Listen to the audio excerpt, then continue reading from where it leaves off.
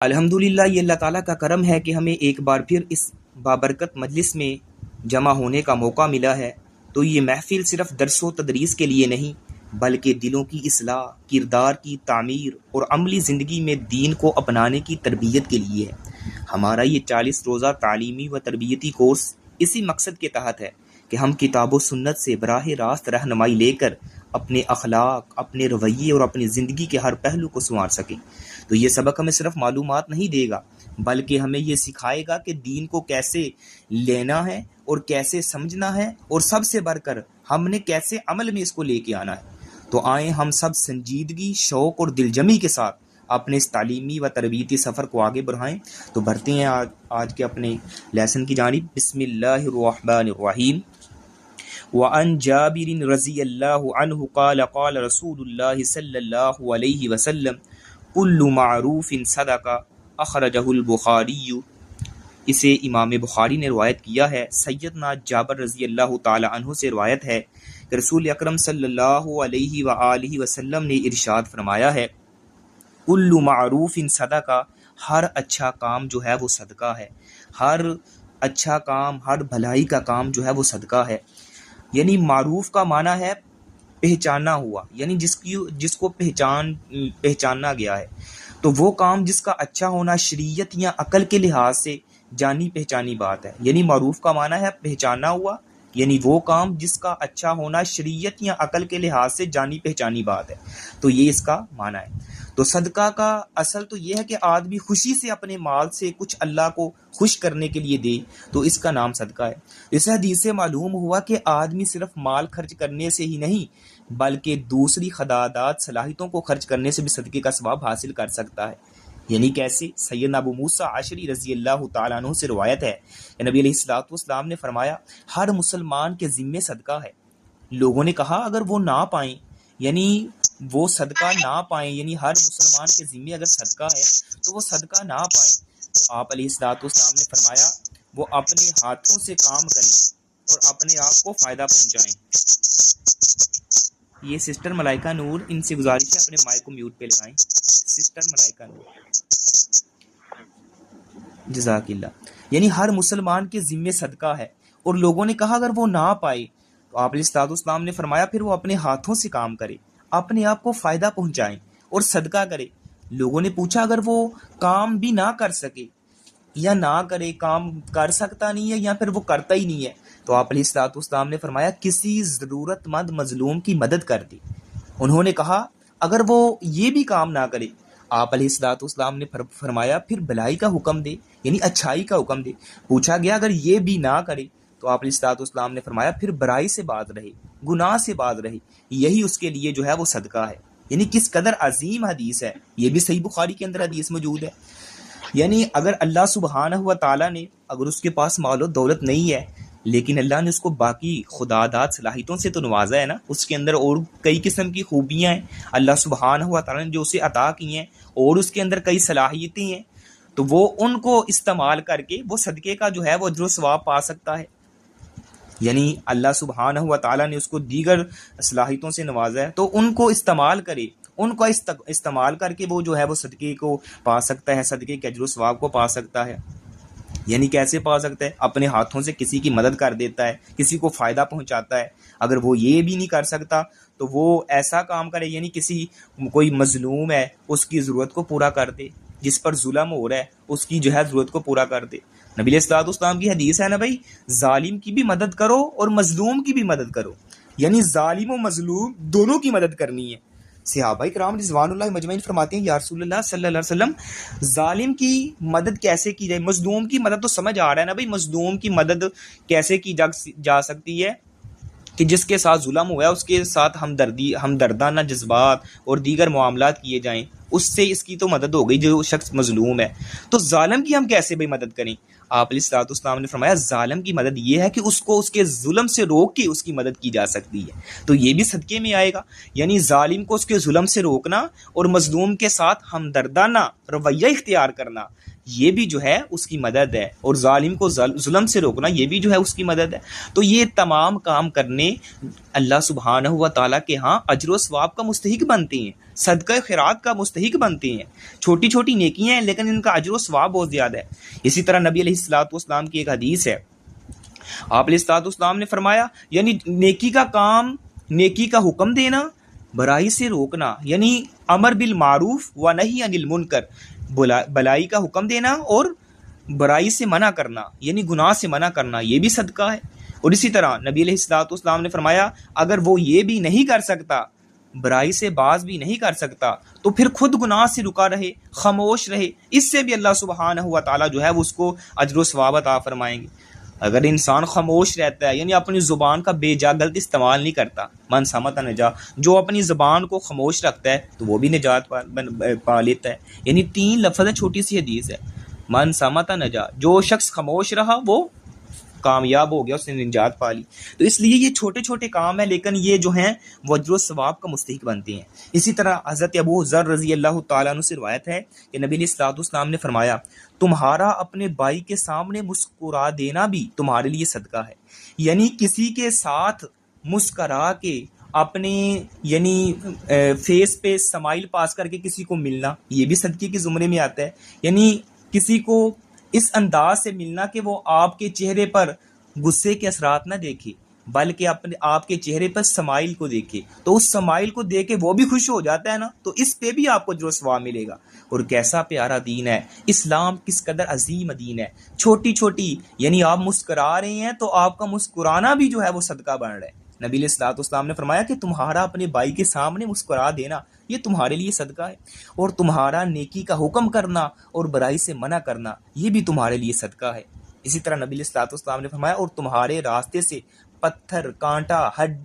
ہڈی وغیرہ جو ہے ہٹانا بھی تمہارے لیے صدقہ ہے۔ یعنی اپنے، اور اسی طرح فرمایا اپنے ڈول سے اپنے بھائی کے ڈول میں پانی ڈال دینا بھی صدقہ ہے۔ یعنی یہ چھوٹے چھوٹے جو نیکی کے کام ہیں یہ صدقے کا ذریعہ بن رہے ہیں۔ یہ چھوٹے چھوٹے کام جو ہیں یہ آپ کے نامہ اعمال میں جو ہے نیکیوں کا سبب بن رہے ہیں۔ آپ معاشرے میں اس قدر یعنی نیکی کا کام کرتے ہیں، کسی کو مسکرا کے ملتے ہیں، کسی مظلوم کی مدد کرتے ہیں، کسی کو پانی پلاتے ہیں، کسی کو سڑک پار کراتے ہیں، کسی کو راستہ بتلاتے ہیں، کسی کی جناب کام آتے ہیں، کسی کا بوجھ اٹھاتے ہیں، کسی کے دیگر ذرائع کے ساتھ معاونت کر دیتے ہیں، اسی طرح کسی کو اپنے برتن سے دوسرے کے برتن میں پانی ڈال دیتے ہیں، یا راستے سے کوئی ایسی چیز ہے جو نقصان کا سبب بن سکتی ہے، یعنی کوئی کانٹا ہے، کوئی ہڈی ہے، کوئی جناب اس طرح دیگر کوئی پتھر وغیرہ پڑا ہوا ہے، تو آپ دیکھتے ہیں یہ کسی کے راستے میں پڑا ہے، ہو سکتا ہے کوئی برا آئے، کوئی بزرگ آئے، کوئی بچہ آئے، اس کو جو ہے وہ اس وجہ سے نقصان پہنچے، وہ گر جائے، اس کا قدم جو ہے، اس کا پاؤں جو ہے اس کے اوپر آئے، اس کو اذیت پہنچے، تو میں مسلمان ہونے کے ناطے میں تو یہ کر سکتا ہوں اس چیز کو، اس نقصان دہ چیز کو ہٹا کے ایک راستے سے کنارے پہ کر دوں تاکہ کسی مسلمان کو اذیت نہ پہنچے، کیونکہ مسلمان تو ہیں وہ ایک جسد واحد کی طرح ہیں۔ جسم کے ایک حصے کو اذیت پہنچتی ہے، پورا جسم جو ہے اس کی حدت اور شدت کو محسوس کرتا ہے۔ اسی لیے اقبال نے کہا تھا اخوت اس کو کہتے ہیں چبھے کانٹا جو کابل میں تو ہندوستان کا ہر پیر و جواں بے تاب ہو جائے۔ یعنی مسلمان جو آپ کے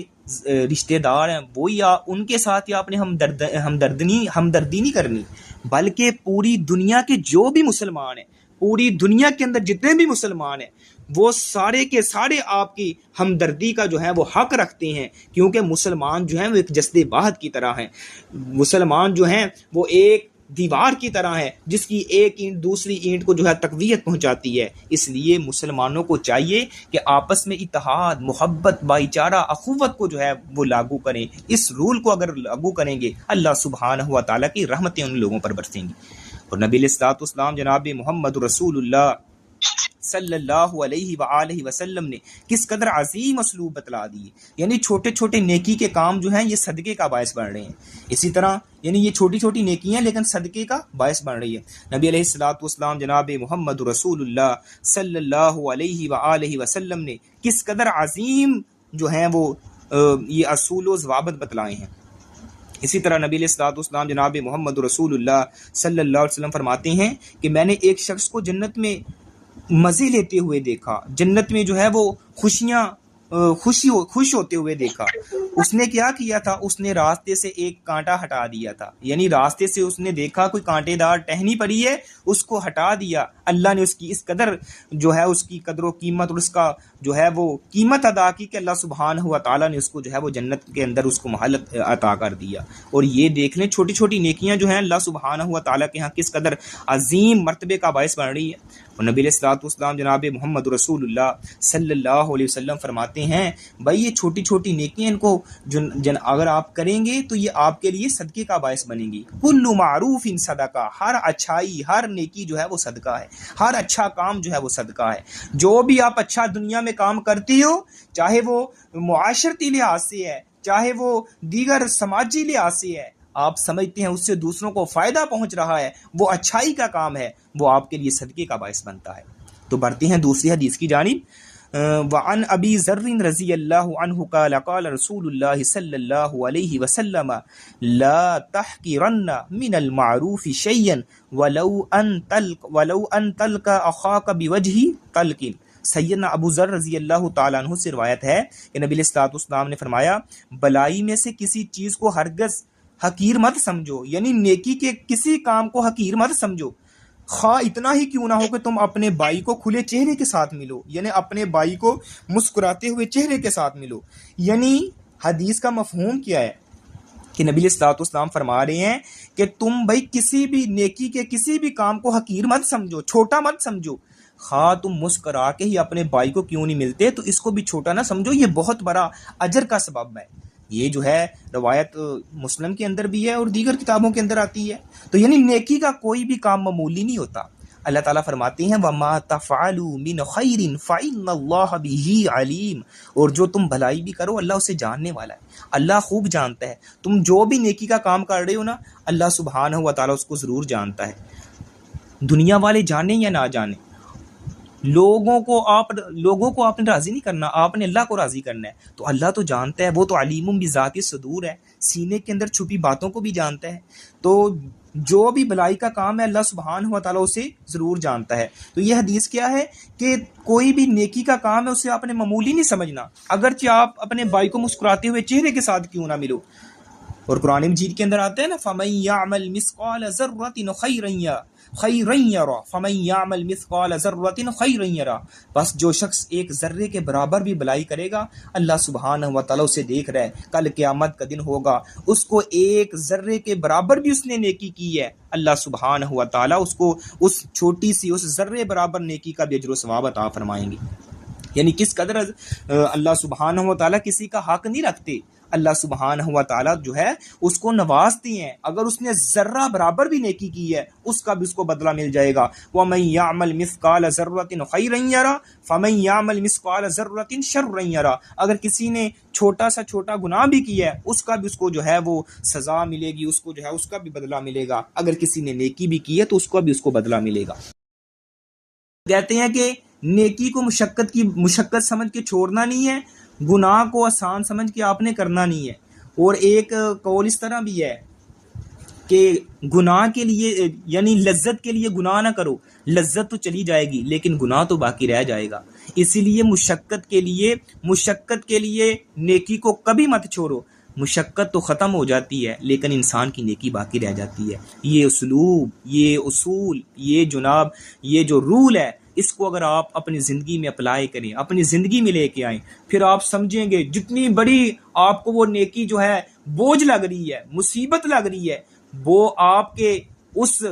اصول اور رول کے آگے جو ہے وہ سمجھ لیں کہ وہ انڈا بچہ بن جائے گی، آپ اسے معمولی سمجھیں گے۔ اگر وہ پہاڑ کے مانند بھی ہے تو آپ اس کو کنکری کے مانند سمجھیں گے، اگر آپ نے اس اصول اور رول کو فالو کر لیا کہ نیکی کو میں نے مشقت سمجھ کے چھوڑنا نہیں ہے اور گناہ کو لذت سمجھ کے کرنا نہیں ہے، کیونکہ گناہ تو لذت تو ختم ہو جائے گی لیکن گناہ تو میرا باقی رہ جائے گا، اور نیکی کو میں نے مشقت سمجھ کے چھوڑنا نہیں ہے، مشقت تو تھوڑے پل کے لیے، تھوڑے لمحے کے لیے ہے، مشقت چلی جائے گی لیکن میری نیکی جو ہے وہ باقی رہ جائے گی، جو مجھے کل قیامت کے دن اجر و ثواب کا مستحق ٹھہرا کے رب کی جنت میں داخل کروائے گی۔ تو یہ اسلوب، یہ رول، یہ قاعدہ اپنی زندگی میں اپلائی کریں، چھوٹی چھوٹی نیکی کو کبھی بھی چھوٹا نہ سمجھیں۔ نبی علیہ الصلوۃ والسلام جناب محمد رسول اللہ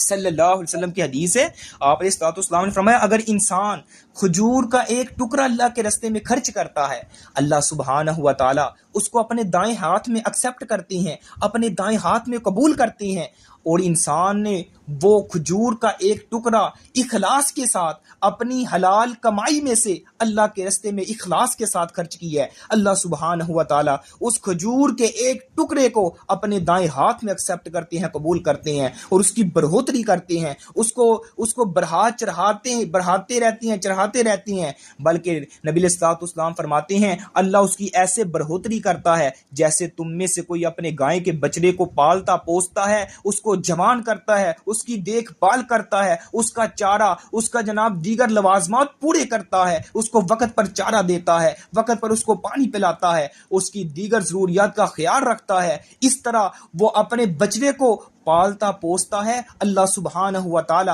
اس نے کھجور کا ایک ٹکڑا اخلاص کے ساتھ اللہ کی رضا کے لیے، اللہ کو راضی کرنے کے لیے اپنی حلال کمائی میں سے اللہ کے راستے میں خرچ کیا ہے، اللہ نے اس کو دائیں ہاتھ میں ایکسیپٹ کر کے اس کو بڑھا چڑھا کے پہاڑ کی مانند بنا دی ہے۔ اللہ سبحانہ و تعالی کل قیامت کے دن وہی کھجور کا ایک ٹکڑا پہاڑ کی مانند بنا کے اس کے نام اعمال میں رکھیں گے۔ انسان اس وقت سوچے گا کہ یہ اتنی بڑی نیکی کون سی میری ایسی نیکی ہے جو آج پہاڑ کی مانند بن کے اللہ سبحانہ و تعالی نے میرے نام اعمال میں رکھ دی ہے۔ انسان کو اس وقت پتہ چلے گا یہ میری فلاں نیکی تھی جو میں نے اخلاص کے ساتھ اللہ کے راستے میں کھجور کا ایک ٹکڑا خرچ کیا تھا، اللہ نے اس کو بڑھا چڑھا کے آج پہاڑ کی مانند بنا دی ہے۔ تو چھوٹی آج دنیاوی لحاظ سے دیکھا جائے کھجور کا ایک ٹکڑا کیا حیثیت رکھتا ہے، یعنی کیا حیثیت ہے کھجور کے ایک ٹکڑے کی، لیکن اس میں اخلاص ہے، اس میں اللہ کی رضا شامل ہے، اس میں حلال کمائی شامل ہے۔ اللہ سبحانہ و تعالی نے اس کی اس قدر کی، اللہ سبحانہ و تعالی نے اس کو پہاڑ کی مانند بنا دیا۔ اسی طرح نبی علیہ الصلوۃ والسلام جناب محمد رسول اللہ صلی اللہ علیہ وسلم فرماتے ہیں کل قیامت کا دن ہوگا، ایک شخص کو لایا جائے گا، اس کے 99 رجسٹر جو ہیں وہ گناہوں کی ہیں، 99 رجسٹر جو ہیں 99 رجسٹر گناہوں کی ہیں۔ تو اللہ سبحانہ و تعالی انسان سمجھے گا، سوچے گا کہ آج تو میرے گناہ ہی گناہ ہیں، آج تو میرے گناہوں کے رجسٹر بڑے پڑے ہیں، آج تو میں جہنم کے اندر جا کے رہوں گا، جہنم کی طرف جانے لگے گا۔ اللہ سبحانہ و تعالی فرمائیں گے اے میرے فرشتوں دیکھو اس کی کوئی زندگی میں کوئی ایک نیکی تلاش کرو، کوئی نیکی جو ہے کچھ بھی نہیں ملے گا، لیکن کیا ملے گا، اس کے نام اعمال میں سے ایک بطاقہ ملتا ہے، ایک پرچی ملتی ہے، اس پرچی پہ لکھا ہے لا الہ الا اللہ محمد الرسول اللہ صلی اللہ علیہ وسلم، یہ کلمہ لکھا ہوا ہے۔ اللہ سبحانہ و تعالی فرمائیں گے اے میرے فرشتوں اس کلمے والی پرچی کو ترازو کی ایک پلڑے میں رکھ دو، اس کے پوری زندگی کے یعنی جو 99 رجسٹر گناہوں کی ہیں وہ ایک سائڈ پہ رکھ دو۔ اللہ سبحانہ و تعالی اس لا الہ الا اللہ، اس ایک کلمہ جو اخلاص کے ساتھ اس نے اپنی زبان سے پڑھا ہوگا، اللہ سبحانہ و تعالی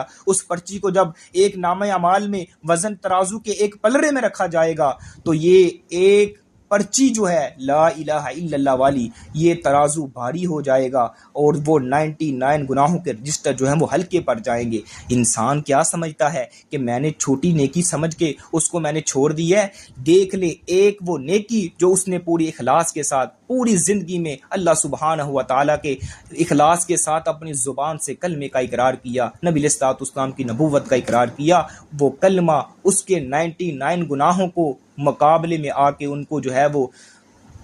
کلوز کر گیا اور وہ نیکی والا پلڑا جو ہے وہ اس کا ون ہو جاتا ہے، بھاری ہو جاتا ہے اور وہ جنت میں جانے کا مستحق بن جاتا ہے۔ تو انسان کو کبھی بھی یہ نہیں سمجھنا چاہیے کہ یہ میں عمل کرنے لگا ہوں یہ تو چھوٹا، اس سے کیا ہوگا۔ گناہوں کو آپ نے چھوٹا سمجھ کے کرنا نہیں ہے اور نیکی کو چھوٹا سمجھ کے آپ نے چھوڑنا نہیں ہے، یہ بھی اصول اپنے ذہنوں میں رکھیں۔ یعنی نیکی کو آپ نے چھوٹا سمجھ کے چھوڑنا نہیں اور گناہ کو چھوٹا سمجھ کے کرنا نہیں۔ چھوٹے چھوٹے گناہ انسان کو تباہی کی طرف لے کے جاتے ہیں اور چھوٹی چھوٹی نیکیاں انسان کو جنت کی طرف لے کے جاتی ہیں۔ اب فیصلہ آپ نے کرنا ہے۔ اس طرح نبی علیہ الصلوۃ والسلام نے فرمایا ایک شخص ہے راستے میں جا رہا ہے، چلتے ہوئے دیکھا کہ تکلیف دہ چیز ہے،